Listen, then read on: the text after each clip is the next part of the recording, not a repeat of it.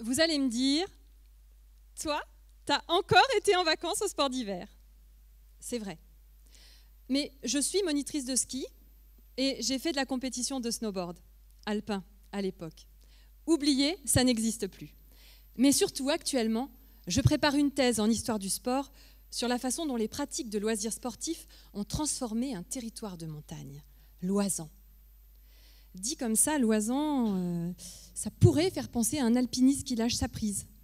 Ouais, en fait, non. Vous voyez l'Alpe d'Huez, le Tour de France. Eh bien, l'Oisans se situe à peu près autour de l'Alpe d'Huez. Personne dans la salle n'est des deux Alpes. Non, parce que à la montagne, chacun sa chapelle.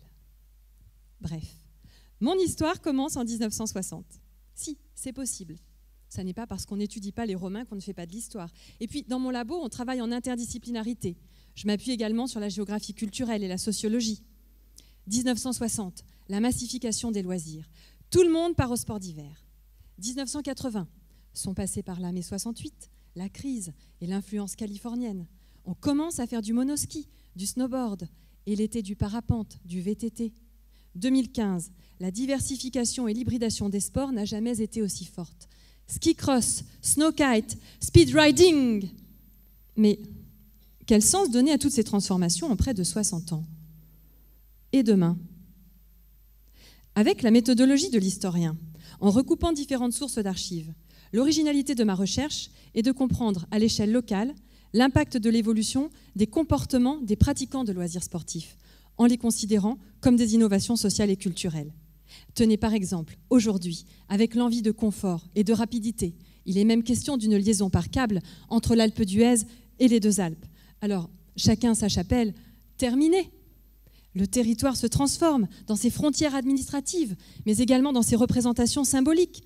Certains sports ont disparu, par exemple le snowboard alpin, mais d'autres restent à inventer.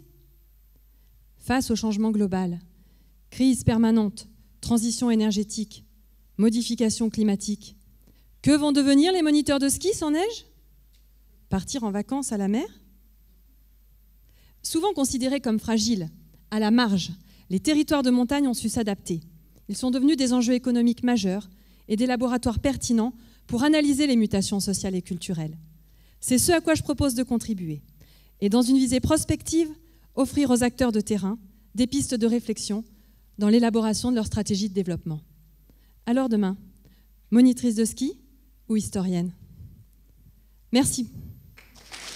Merci Dorothée.